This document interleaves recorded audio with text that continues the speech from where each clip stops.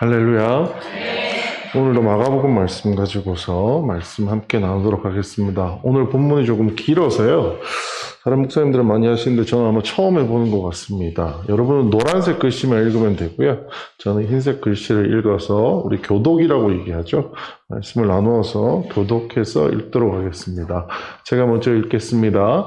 인자가 많은 고난을 받고 장로들과 대제사장들과 서기관들에게 버림받아 죽임을 당하고 사흘 만에 살아나야 할 것을 비로소 그들에게 가르치시되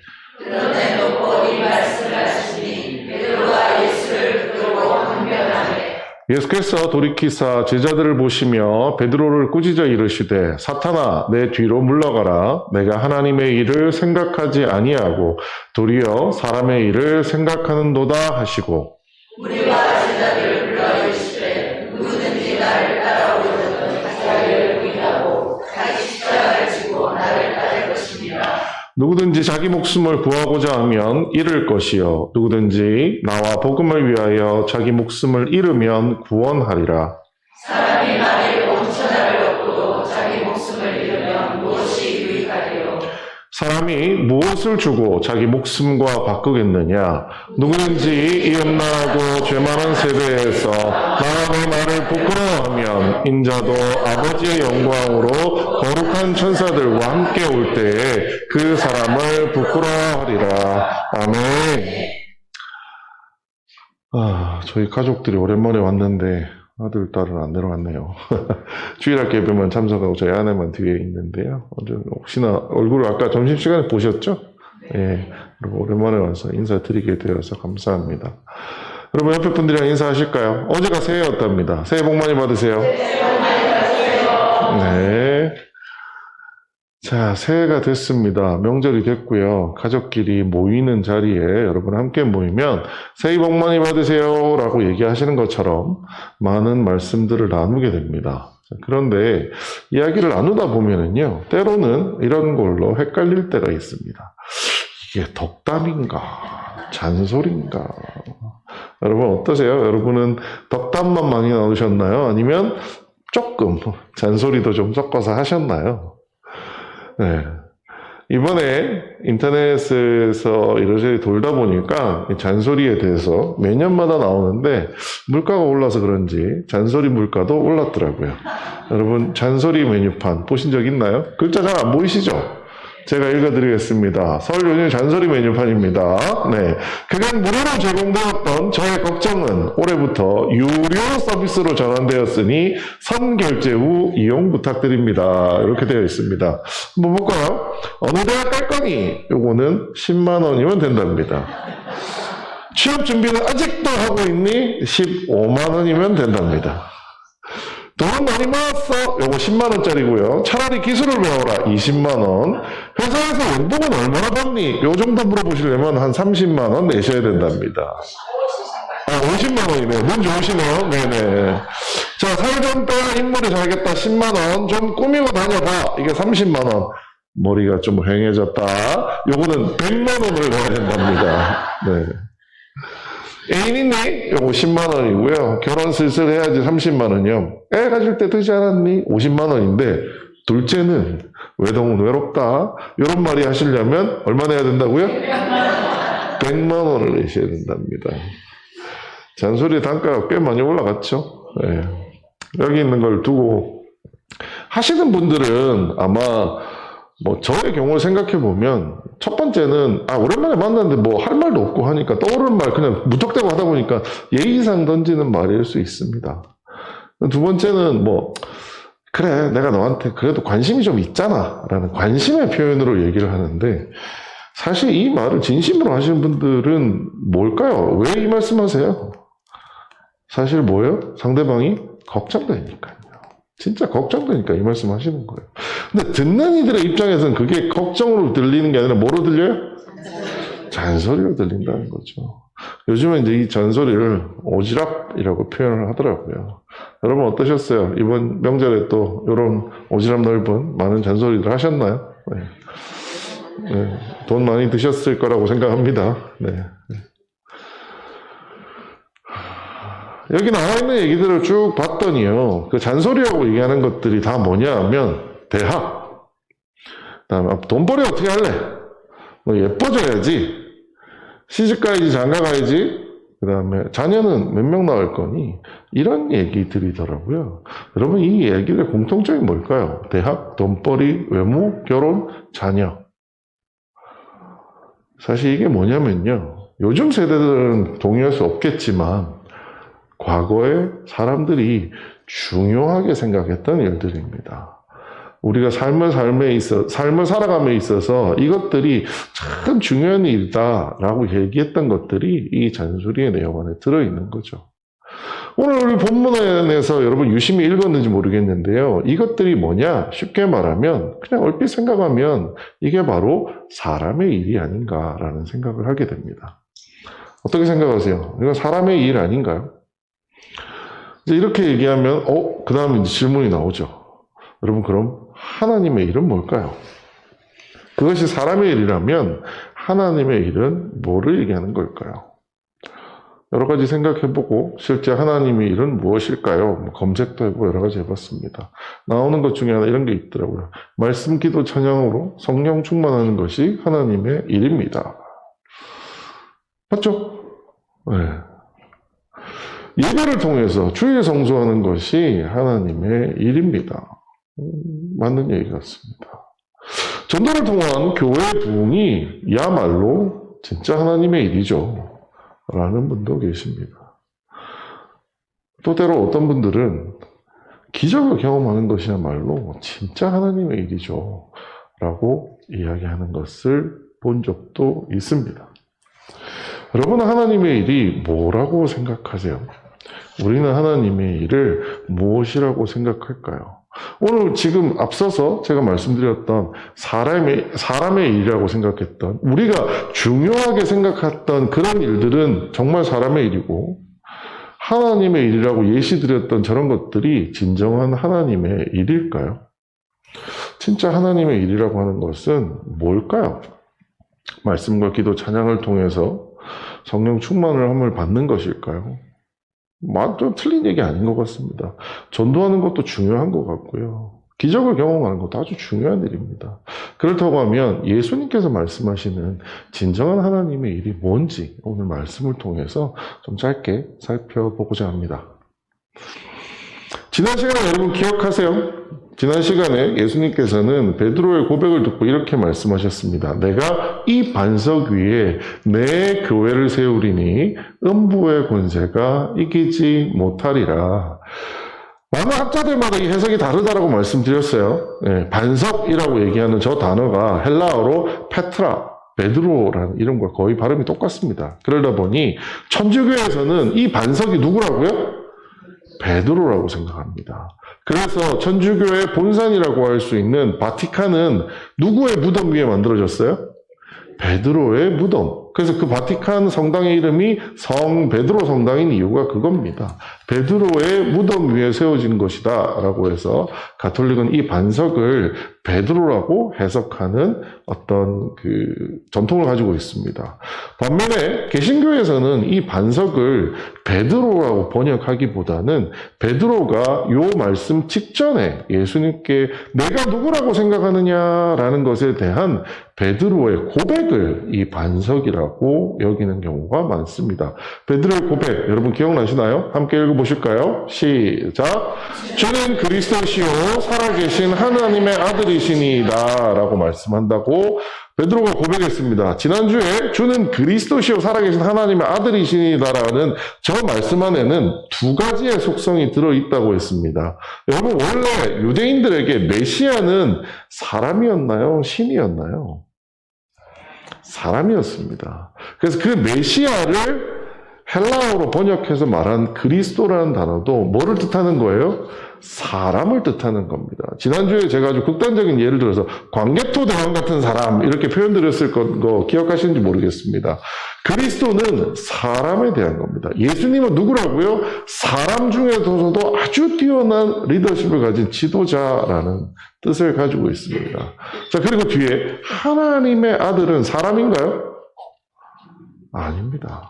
하나님의 아들은 사람이 아니라 신이시죠. 그래서 베드로의 이 고백은 베드로가 알고 했는지 모르고 했는지는 모르겠으나 사실 현대 기독교에 있어서 가장 중요한 예수님의 두 가지 속성을 담고 있는 고백입니다. 첫 번째가 뭐냐? 인간의 형편을 이해하고 돌보시는 인성. 사람의 속성을 가지고 계신 예수님을 고백한 겁니다. 무슨 단어로요? 그리스도이십니다. 라고 하는 단어로요. 두 번째는 하나님의 뜻을 이해하고 준비하시는 신성을 가지고 계신 분입니다. 라는 것이 저 고백 안에 들어있다는 거죠. 무슨 말로요? 하나님의 아들이다 라고 표현하신 걸로요. 그래서 이 두 단어를 통해서 우리는 예수님을 그저 나를 구원해 주러 오시는 신적인 내 삶의 주관자로만 볼 것이 아니라 현재 내 삶에 살고 있으면서 우리가 살아가면서 만나는 아주 어려운 문제들, 건강의 문제들, 재정의 문제들, 관계의 문제들을 놓고도 기도하면 우리의 문제를 누구보다도 잘 아시는 분이 누구라고요? 예수님이세요. 왜요? 그분 스스로가 사람으로 이 땅에 오신 분이기 때문입니다. 그래서 우리가 기도하면 그 기도를 들어주시고 이해해 주실 수 있는 능력이 있는 내 삶의 조력자이기도 하다라는 말씀을 드렸습니다. 그래서 우리는 내 영혼 구원의 문제도 그리고 내가 살면서 만나게 되는 여러 신변 잡기적인 문제도 예수님께 내려놓으면 예수님께서 다 해결해 주실 수 있는 능력을 가지고 있다라는 말씀을 지난주에 함께 나누었습니다. 여러분 기억나시나요? 자, 이러한 말씀을 나눈 베드로의 고백이 끝난 이후에 예수님은 베드로의 고백을 듣고서 마태복음에 뭐라고 얘기하셨냐요?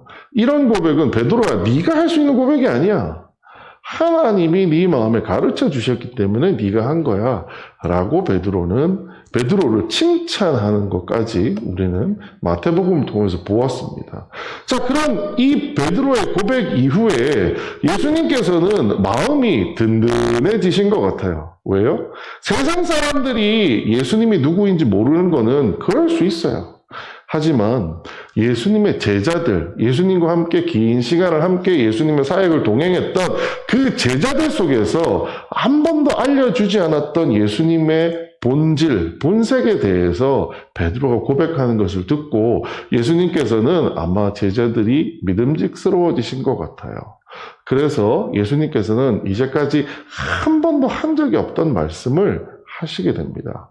그 말씀이 뭐냐면 바로 이겁니다. 우리 같이 한번 읽어볼까요? 시작. 인자가 고난을 받고 장로들과 대제사장들과 서기관들에게 버림받아 죽임을 당하고 사람의 살아나야 할 것을 비로소 그들에게 가르치시되. 아멘. 누가요? 인자가 누군가요? 예수님이세요. 인자라는 말 안에 담겨 있는 말 자체가 앞서 베드로가 했던 그 고백임을 지난주에 말씀드렸어요. 다니엘서에 나와 있는 인자는 인자와 같은 이, 사람의 아들과 같은 이라는 뜻이 있습니다. 그 뜻 안에는 사람의 아들과 같지만 사람의 아들은 아니다 라고 하는 굉장히 재밌는 말이, 그런 숨은 뜻이 있다 보니 예수님이 자기 자신을 스스로 인자라고 표현할 때가 많이 있었습니다. 예수님이 말씀하시는데 내가 뭘 받아요? 고난을 받아요. 두 번째는 장로들과 대제사장들과 서기관들에게, 이들이 누군가요? 이 시대의 유대교, 여호와 하나님을 믿는 유대교의 리더들입니다. 요즘으로 따지면 목사님들, 그 다음에 노회 총회에 가면 막 제일 위에 있는 노회장, 총회장이라고 할 만한 이런 사람들에게 뭐를 봐야 어떻게 돼요? 버림바 되고요. 그것도 모자라서 어떻게 돼요? 죽임을 당하고 사흘 만에 살아나야 한다라고 얘기하십니다. 별거 아닌 얘기 같지만 인자, 예수님의 길이 무엇인지를 보면 첫 번째, 고난을 받는데요. 예수님이 뭘 잘못했나요? 없잖아요. 그런데 예수님 스스로 말하시는 게 뭐라고 얘기하시냐면 나는 이제 고난을 받을 거야. 그리고 지금 유대교의 기득권이라고 하는 그 사람들로부터 나는 버림을 받게 되고 그걸로 멈추는 것이 아니라 죽임을 당하기까지 할 거야. 물론 나는 거기서 끝나는 것이 아니라 사흘 만에 다시 부활하게 될 거야 라고 제자들 앞에서 처음으로 예수님께서 본인이 앞으로 가셔야 될 길에 대한 말씀을 해주시는 장면입니다. 여러분, 만일 여러분 앞에서 누가 이렇게 말씀하신다면 여러분 어떨 것 같으세요? 그냥 뭐 길 가던 누군가가 나는 고난을 받고 이렇게 할 거예요 라고 하면 그냥 미친 사람인가 이렇게 생각을 하실 거예요. 근데 여러분이 따르는 여러분의 리더라고 할 만한, 그리고 방금 고백이 뭐였다고요? 이분은 사람인과 동시에, 사람으로서의 리더임과 동시에 누구라고요? 하나님의 아들이라고 얘기했던 그 사람이 고난을 받고 기득권으로부터 버림을 받고 죽임을 당했다가 부활할 거야 라는 얘기를 들었을 때 여러분이라면 어떠실 것 같으세요? 내 삶의 주관자이자 내 삶의 조력자가 될 수 있는 굉장히 위대한 예수님이 고난당하고 거절하고 죽임을 당한다는 말을 들었을 때 여러분이라면 어떡하시겠어요? 아, 그런가 보다. 이렇게 생각하시겠어요? 제가 생각해보면 이렇습니다. 내 삶의 주관자이자 내 삶의 조력자가 예수님만 계신 건 아니에요. 여러분, 누가 또 계세요? 지금 여러분은 뭐 아니실지라고, 뭐 저도 아니라고 할 수는 있겠지만, 우리가 어린 시절, 우리가 아주 아이였을 때요, 우리의 주관자이자 우리의 조력자가 누구였나요? 그렇죠. 우리의 부모님입니다. 멀리 떠나서 뭐 예수님 얘기 하지 말고요. 어느 날 내가 한 중학생쯤 되었을 때 내 삶의 주관자이자 내 삶의 조력자 되시는 부모님께서 야, 이제 아빠가 엄마가 고난을 당할 것 같아.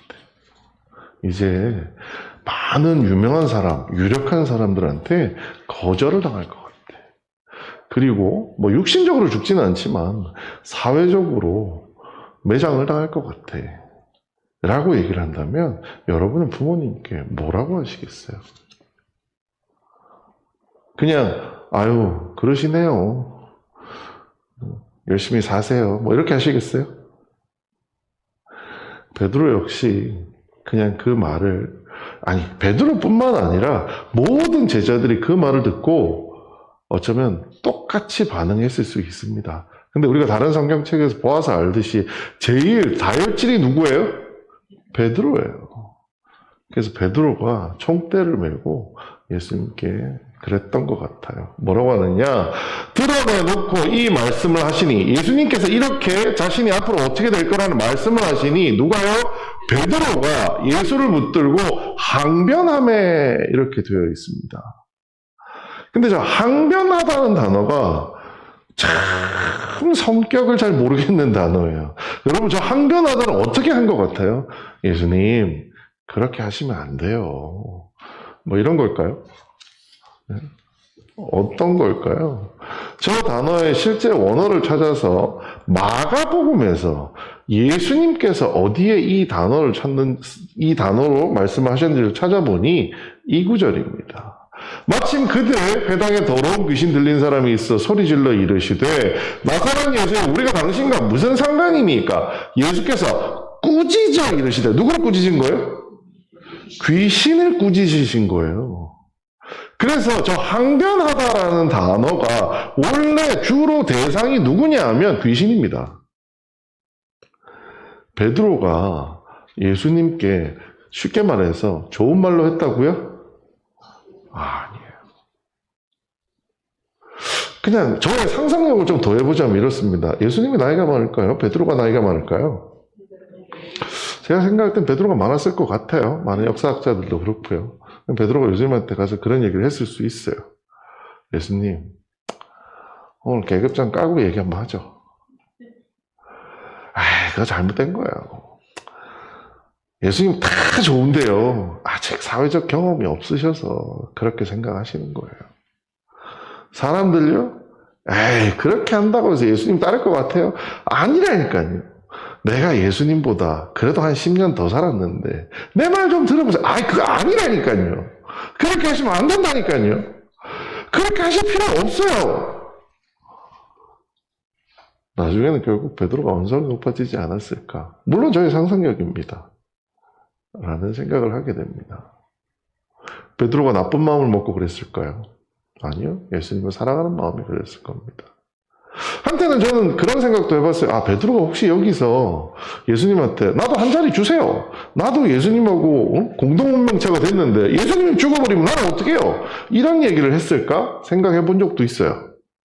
근데 뒤에 여러 가지 구절을 읽어봤을 때 그러지는 않은 것 같아요. 베드로의 그런 항변, 꾸지람을 들은 예수님의 반응은 이렇습니다. 예수께서 돌이키사 제자들을 보시며 베드로를 꾸짖어 이르시되, 자, 베드로만 보고 꾸짖은 게 아니고요. 제자들을 돌아보셨어요. 무슨 얘기예요? 사실 베드로만 이 생각을 하고 있었던 게 아니에요. 예수님 알고 계세요. 야, 니들 다 이 생각하고 있지. 베드로를 꾸짖어 이르시되, 사탄아, 내 뒤로 물러가라. 조금 전에는 베드로를 뭐라고 불렀어요? 하나님이 아니라면 네가 이런 고백을 할 수가 없어. 마치 하나님과 직접 소통하는 사람처럼 베드로를 얘기했는데 얼마 지나지 않아서 예수님은 베드로를 향해서 뭐라고 불러요? 사탄아, 내 뒤로 물러가라 라고 얘기한다는 거죠.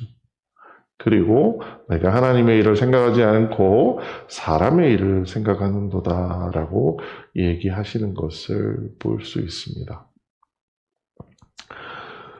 이 구절에서 오늘 우리 시작하면서도 얘기했지만 도무지 하나님의 일이 무엇이며 사람의 일이 뭐를 얘기하는 걸까요? 여러 가지 신학자들의 의견들이 있었습니다만 저는 본문을 벗어나지 않고 본문 내에서만 좀 살펴보려고 합니다. 여러분, 하나님의 일은 뭐를 얘기한 걸까요? 하나님의 일은 고전에 예수님께서 내가 앞으로 이렇게 될 거야 라고 하는 게 뭐예요? 하나님의 일입니다. 인자가 많은 고난을 받고 장로들과 대제사장들과 서기관들에게 버림받아 죽임을 당하고 사흘 만에 살아나야 할 것, 이것이 바로 하나님의 일입니다. 왜요? 예수님은 왜 이런 일을 행하려고 하시나요? 왜? 그냥 하나님이 저렇게 정해놓으신 거예요? 아무 이유 없어요. 야, 넌 그냥 일단 죽어야 돼. 그러고 나서 보자. 이렇게 얘기하신 걸까요? 아니요. 예수님께서 이렇게 행하셔야 되는 이유는 단 한 가지가 있었습니다. 왜요? 우린 이미 알고 있어요. 예수님은 왜 고난을 받고 버림받고 죽임을 당하셔서 다시 부활까지 하셨나요? 이유는 하나입니다. 인류를 구원하기 위해서요. 예수님이 인류를 구원하기 위해서 이러한 일을 해야 된다라고 하는 것이 바로 하나님의 일이라고 하는 거죠. 자, 그렇다고 하면 사람의 일이라고 하는 건 뭘까요? 베드로 역시 구원이라고 하는 것을, 사람을 구원하는 것이 예수님의 사역이라는 것을 알고 있었을 겁니다. 왜요? 그 사이에 마가복음 우리 8장에 올 때까지 예수님께서 수많은 말씀을 해주셨어요.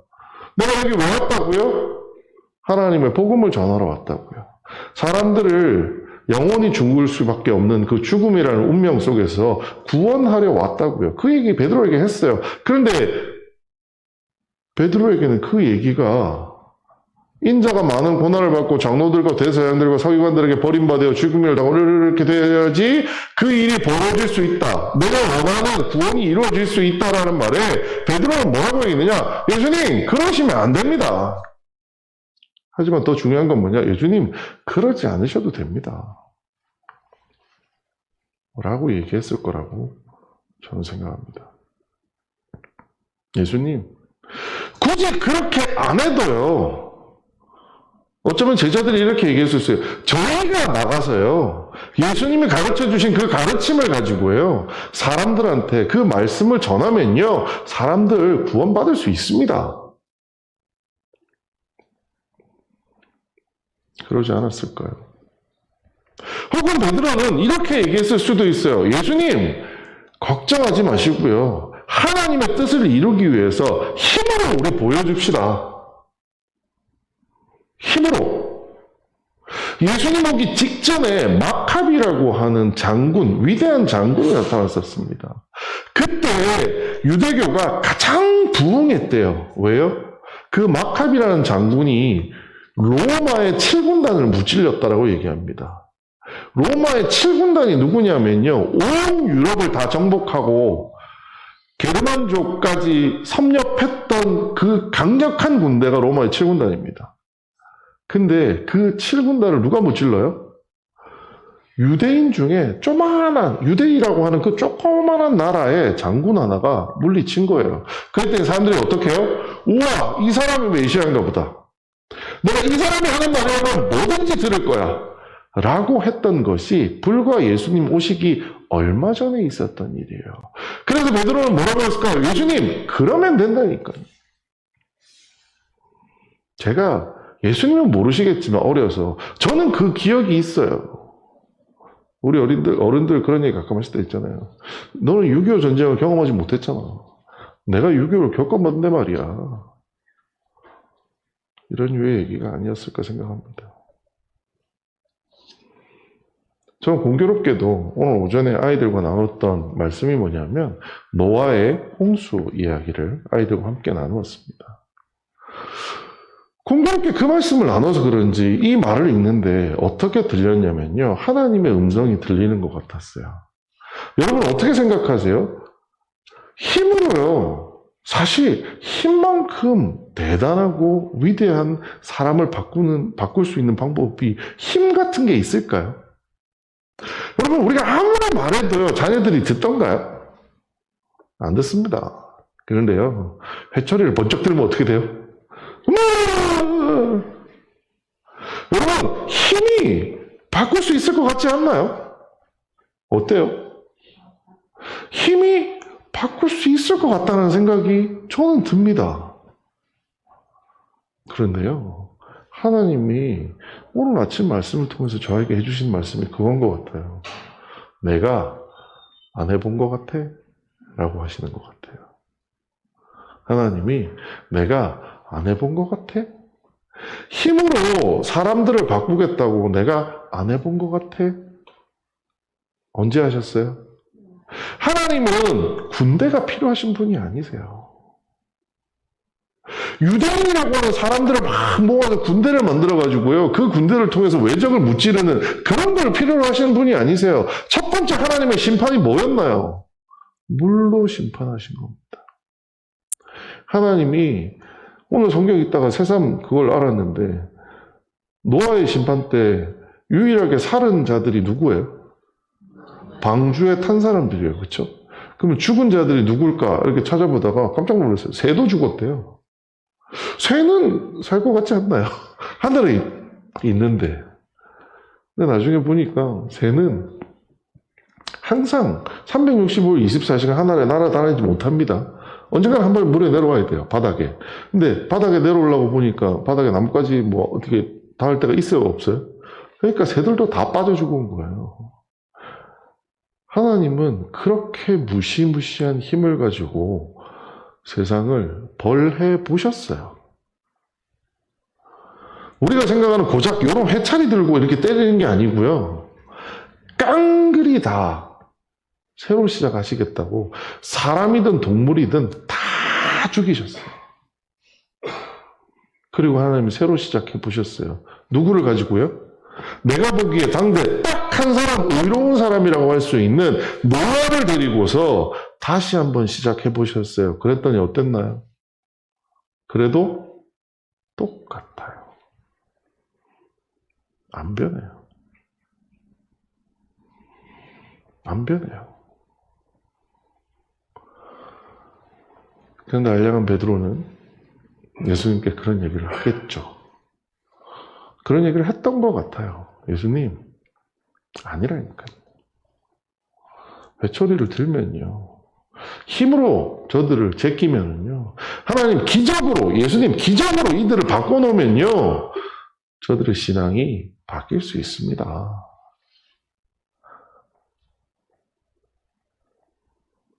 저는 사람의 일이 그것이 아니었나 생각하게 됩니다. 하나님 해보셨다고요? 안 해보셨다고요? 하나님 이미 해보셨어요.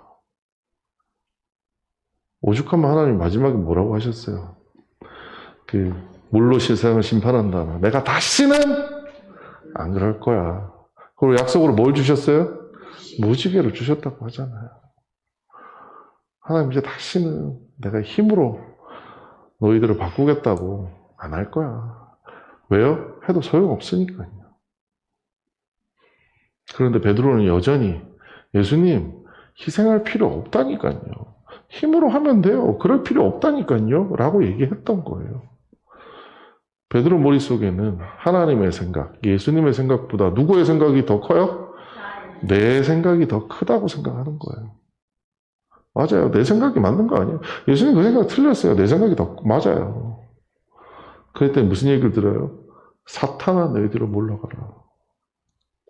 베드로의 그 생각이 뭐라고요? 사탄의 생각이라는 겁니다.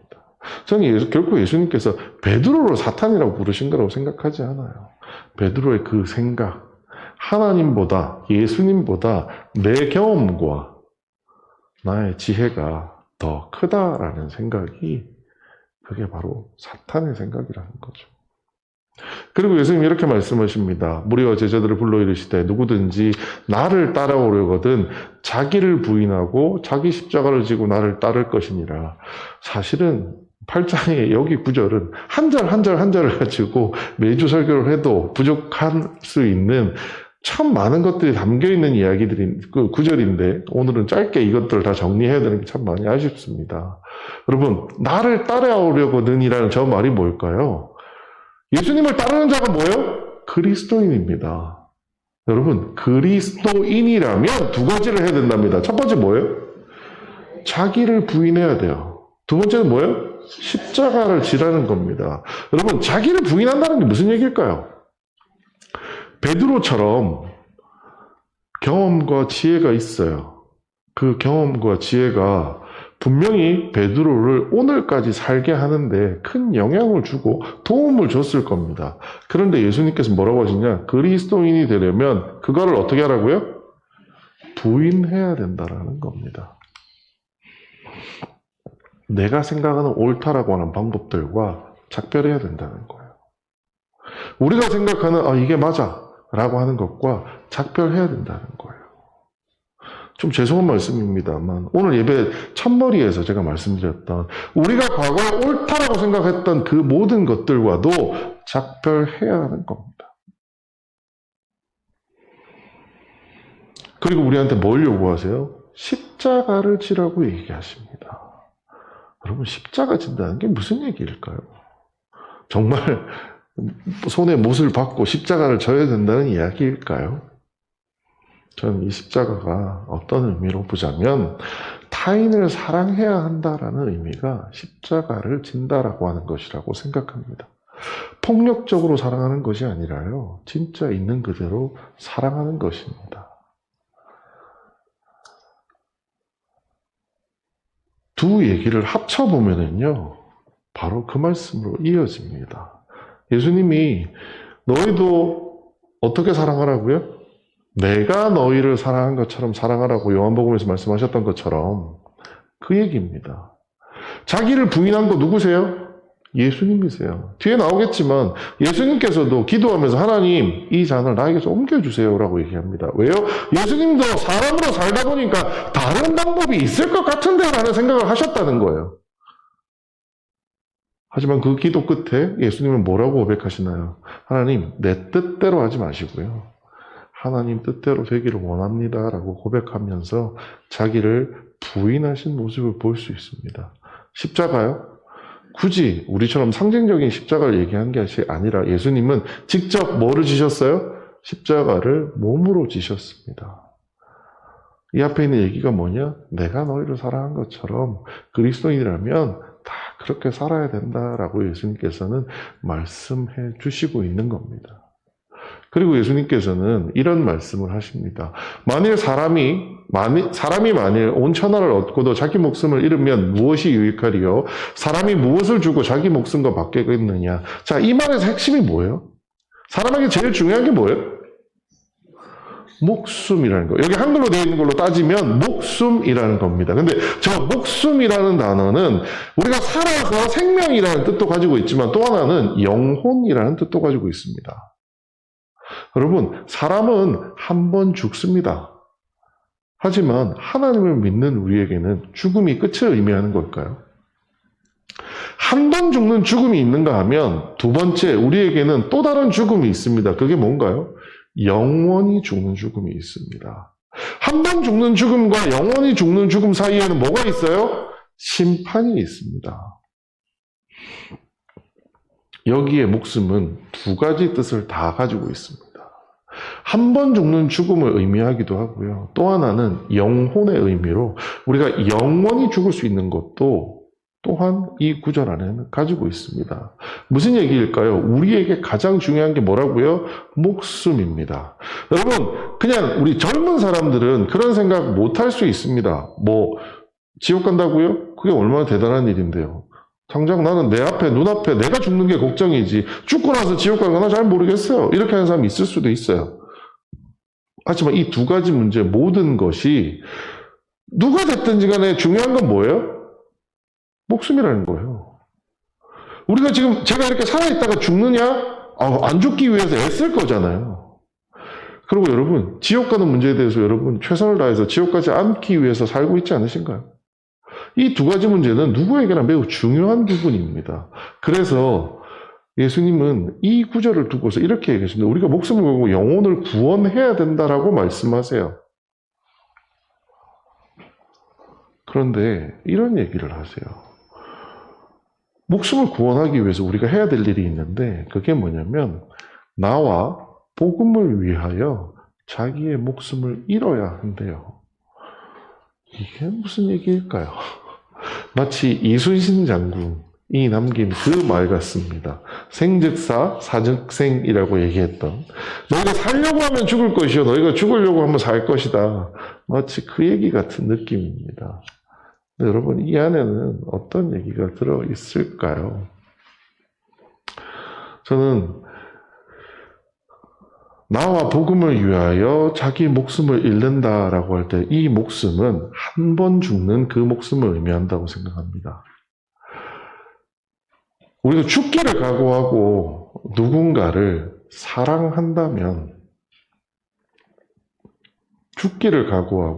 누군가를 사랑한다면 우리는 우리의 영혼을 구원하게 될 것이다 라고 예수님은 말씀하고 계시다라고 봅니다.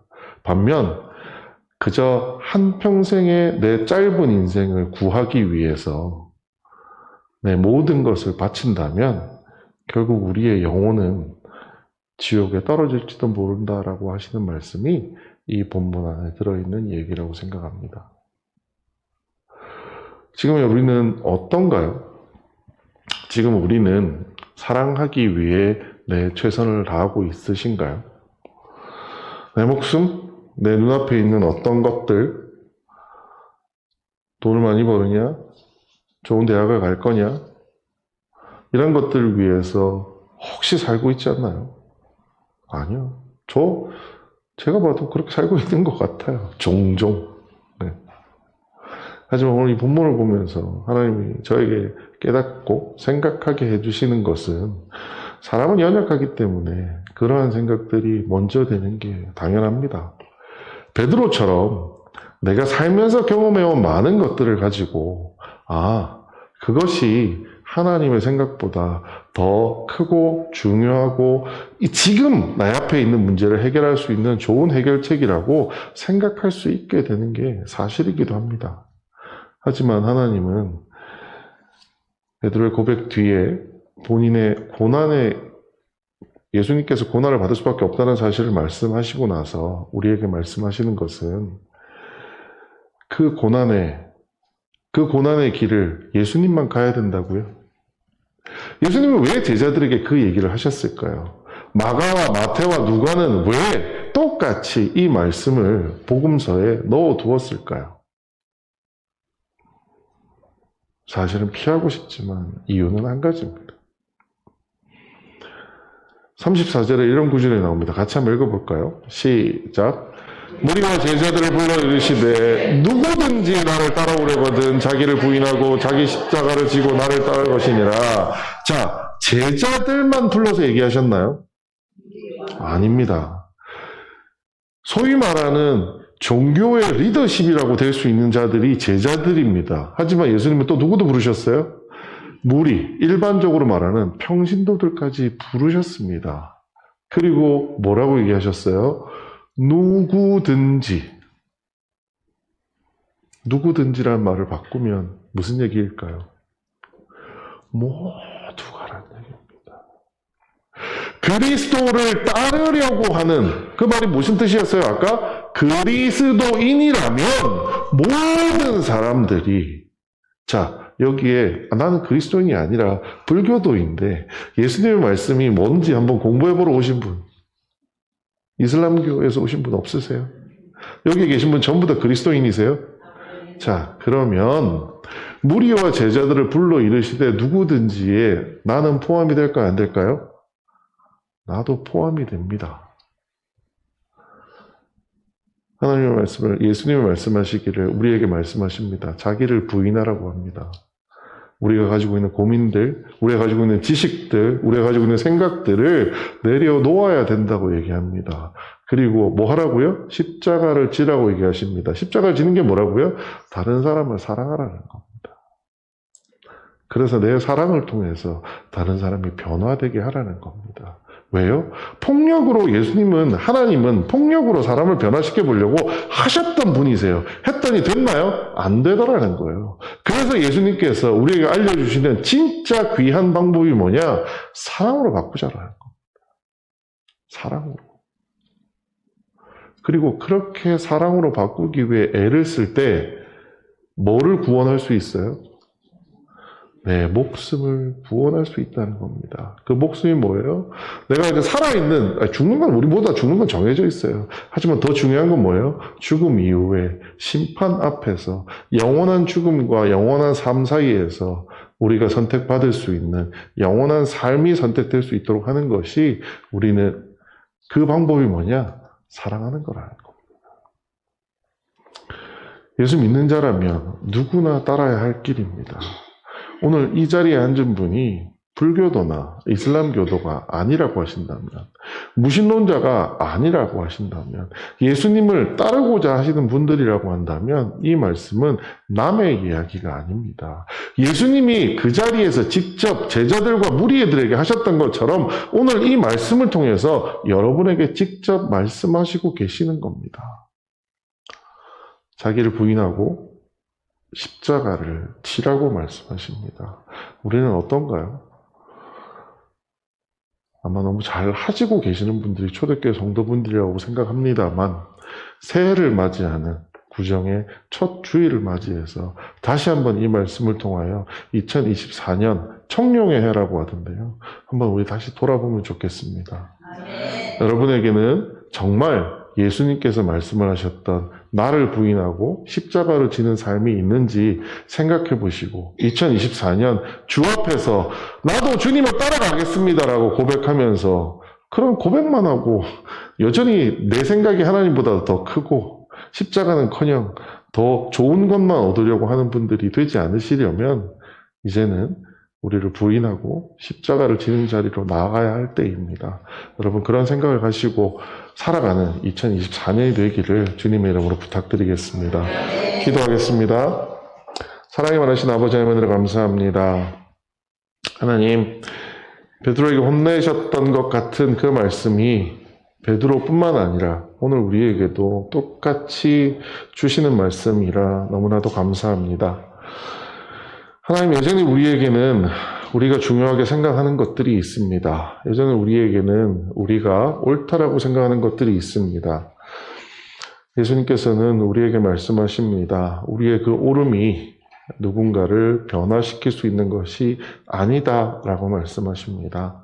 하나님, 이 말씀 2024년 우리가 반드시 기억하고 살아가기 원합니다. 우리가 가지고 있는 옳음으로 누군가를 바꾸려 하지 않고 예수께서 우리에게 보여주셨던 그 십자가처럼 사랑으로 다른 사람들을 주 앞으로 인도할 수 있는 저희들이 될 수 있는 그러한 삶을 살아가는 초대교회 성도들이 되도록 주님 인도하여 주시옵소서. 한 해의 모든 삶이 우리에게 십자가 지는 삶이 되어서 십자가의 고통뿐만 아니라 그 십자가 지는 삶을 통하여 사랑으로 많은 자들을 얻는 것을 경험하는 한 해가 될 수 있도록 주님 인도하여 주시옵소서. 우리에게 그런 힘을 주시고 우리를 그렇게 인도해 주실 것을 믿으며 모든 말씀 예수님 이름으로 기도드렸습니다. 지금은 우리 구주 예수 그리스도의 이름과 성령님의 감동 감화하심과 하나님의 이름과 성령님의 감동 감화하심으로 말미암아 오늘 함께 예배드리며 주님의 십자가를 함께 지기로 다짐하는 우리 성도들 머리 위에 영원토록 함께 있을지어다. 아멘.